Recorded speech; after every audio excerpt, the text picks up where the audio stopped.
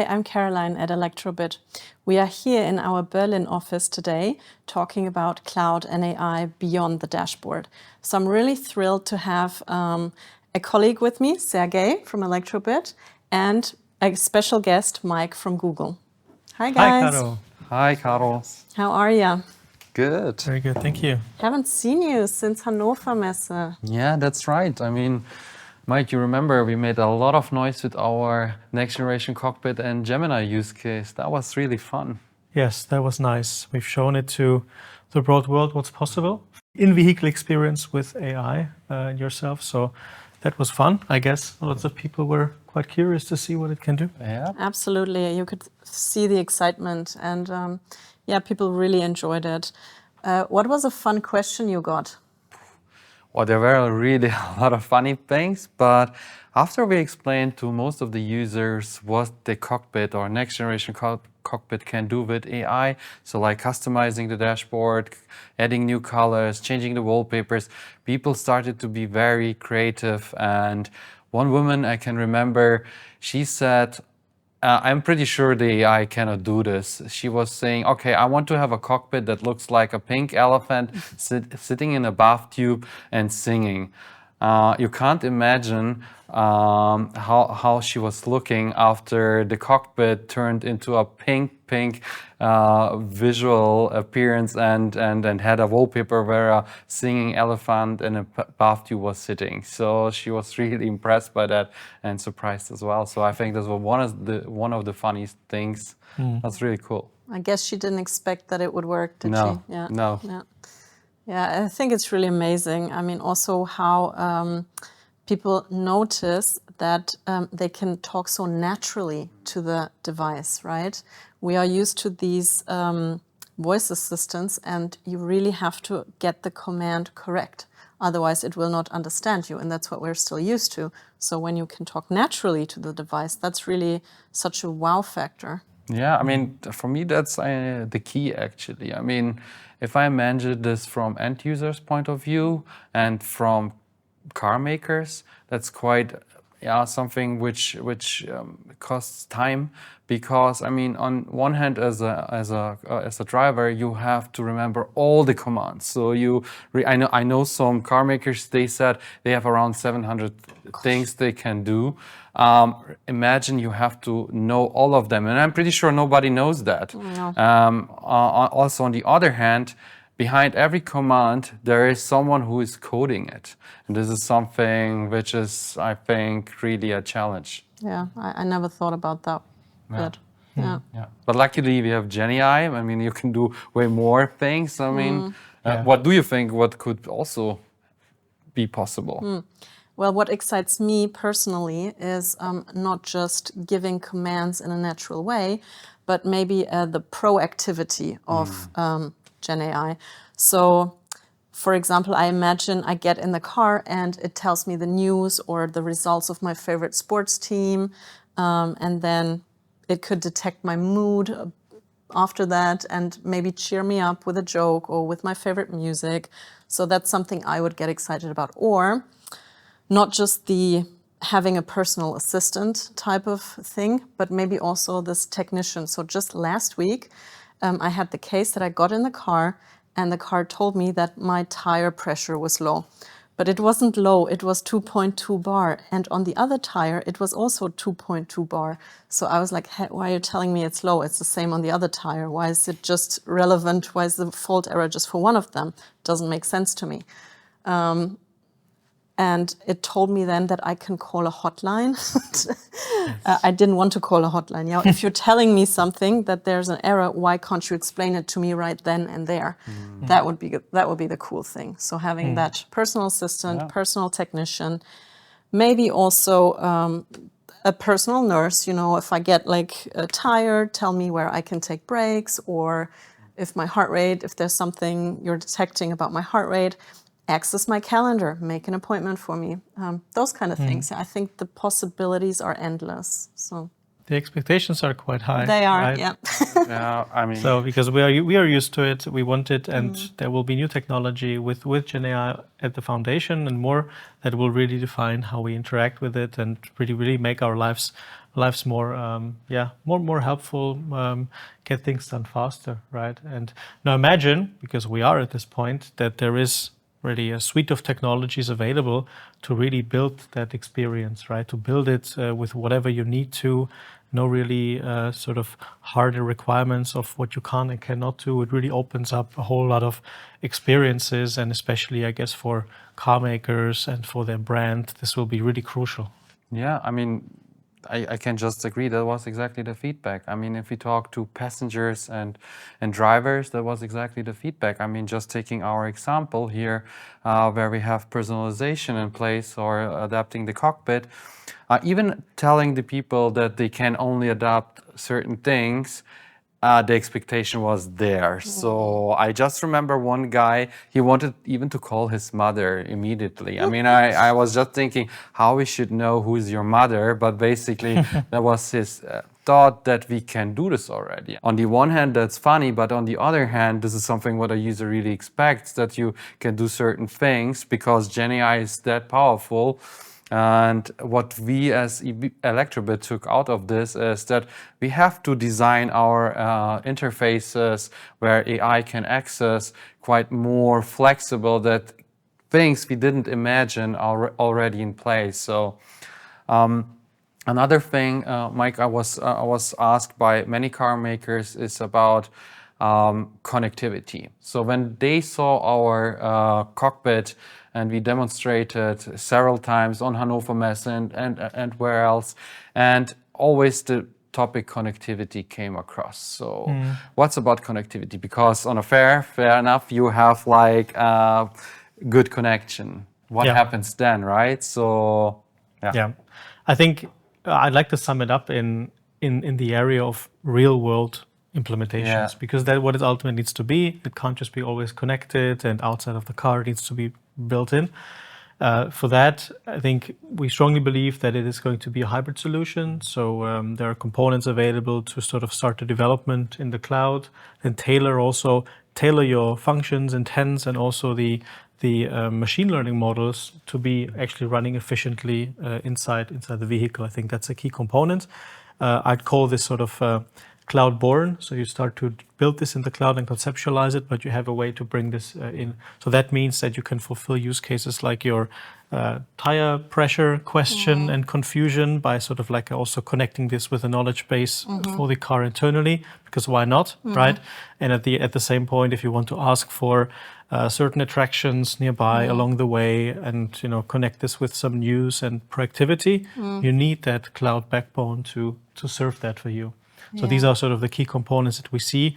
They're all available sort of as a tech stack to be leveraged, and it makes it quite different in terms of building new experiences today. Yeah, I mean, this is like, I mean, you're talking pretty much about edge AI in a hybrid solution, what the car makers are looking for. I mean. Exactly. Edge AI is a key component of that. It essentially means that there are several components which touch AI, such as speech understanding and intent recognition, that need to be in place, connected with the right data, but always having the option to branch out and having a natural conversation that even if, for example, I ask a question and it could recognize that there is low connectivity at this point of time, that it might take some time to get the result. But you get a response, you get it immediately, same as if we would speak to each other. You want that natural. Yeah, I would expect that as a driver or as a passenger.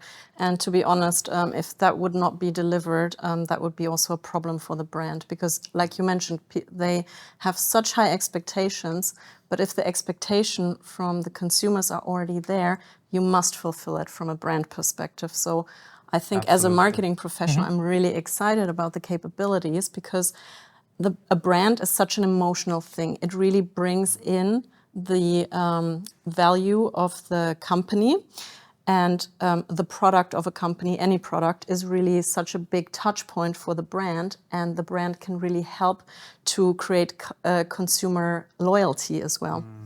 So if brands do not recognize that, they will fall behind. But it's if they do unlock this and if they get it right, it's such a great opportunity for them to get ahead of their competition. So that's a really cool thing. And having a nice experience in the car besides that. So that's, I think, where we are striving for, right? Like, besides the experience of a driver, I mean, also what came into my mind is talking about cloud or development. I mean, this is something where we as Electrobit, like if we talk a lot about software-defined vehicle and make our thoughts, what we can do, how we can improve the development process, how we can leverage new features, how we can update the car itself. So this is something what really important for us, and I think with solutions from Google, this might support us. Here. And it translates, I guess, all the technical effort, the stack that's available.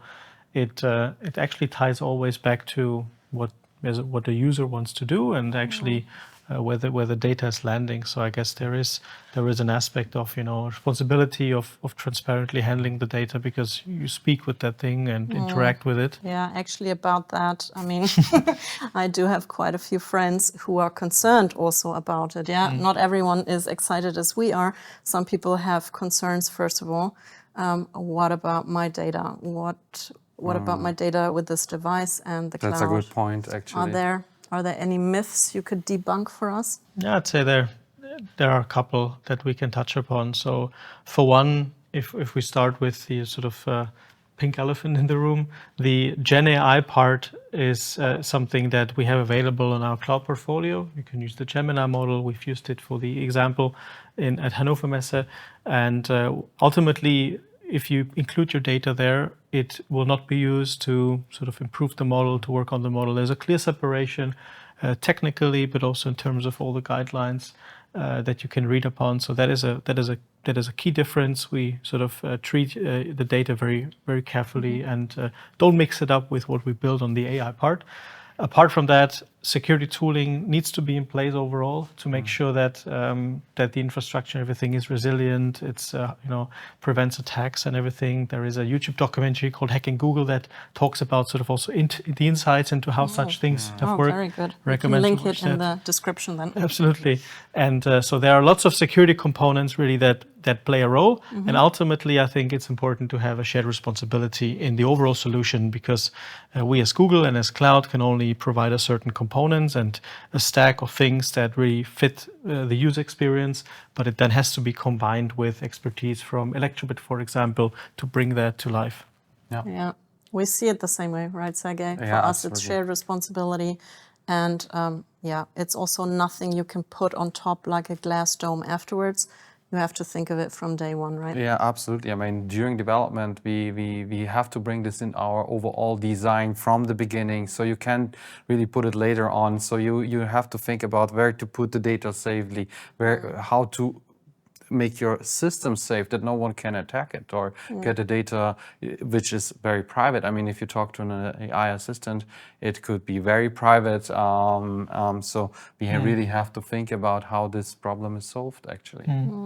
So in such an architecture, I think in the future this will really land. It's a control of an Electrobit, of car makers to really figure out what to do with the data, because sort of we will provide the right stack for that and the tech for it. So I think that's important to think about it. And I'm sure we can also use some best practices and lessons learned from even other areas of building software, and namely some type of anonymization techniques if it comes to collecting some data, because obviously for a great user experience, you need to make sure that you understand what's going on and you get the context inside and outside of the vehicle. But at the same time, you don't want to expose all of that or unnecessarily out there. Yeah. The only thing is with security, people expect it, but they're not willing to pay extra for it. So that brings me to another point. How else would you get additional revenue streams, though, as a car maker? So I think that's another thing where AI comes in the other way, that it really allows for new business models. What would you do? Me? Oh, yeah.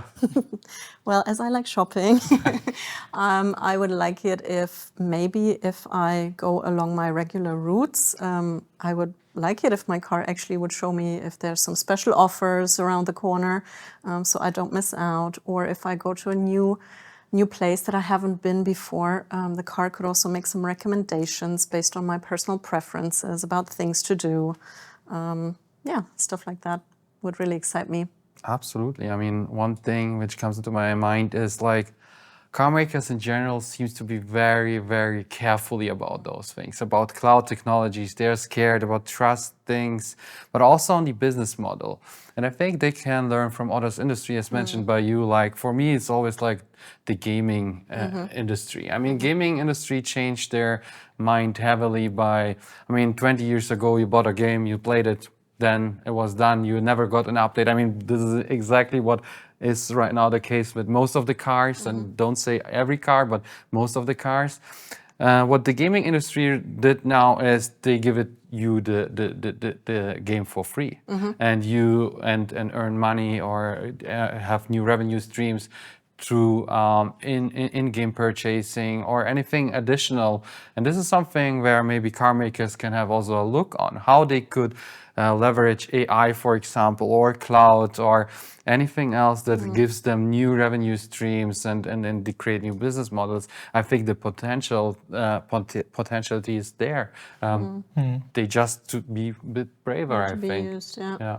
Possibilities are endless. Yeah. Absolutely. There are two aspects that I think are key to sort of succeed in that. I think number one is to look at other industries and how they've transformed, to really look into that the model is not that you put it into a car one-off and you also pay for it one-off. In today's world, we have lots of subscription ways. So you have recurring fees that you somehow need to wrap into your business model, and also how this surfaces up at the end user, and if they're willing to pay for it. And ultimately, willing to pay for it means also some type of monetization revenue aspect. And I think that's the second key to it, to really unlock such an experience, is to put some business model behind. And that is actually enabled by a certain cloud twin model of such an experience that allows to connect certain actors in the background from completely different industries in this case. Yeah, maybe just thinking of creating a new environment for those business models. It's not just a physical car, it's maybe an environment where you can create those kind of things. Exactly. This is something what... And I think it goes even beyond an app store mechanism is a way to sort of bring an ecosystem in the vehicle.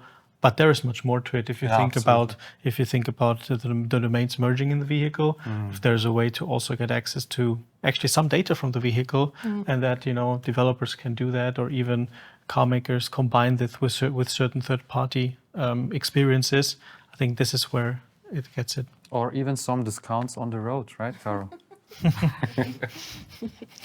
Yeah. So yeah, these business models, they sound like they really give you new opportunities for new revenue streams. And yeah, it really sounds like in automotive, you won't get anywhere if you don't have AI and connectivity to the cloud implemented. You will fall behind. So there's no way around it. Absolutely. I guess the next year gives us lots of opportunity to show again what's possible. Some fairs coming up, so I guess let's do this. I can't wait to show something new and exciting. All right, we'll get to work. Yeah, good. And I really enjoyed having you both here. Was a pleasure to see you again, and I hope it won't be too long before we meet again. And then maybe next time we'll have some other stuff to talk about and have some more time to do so. So thank you guys for taking the time and joining. Thank you for hosting very much, us. Caro. Thanks. Of course. Thank you.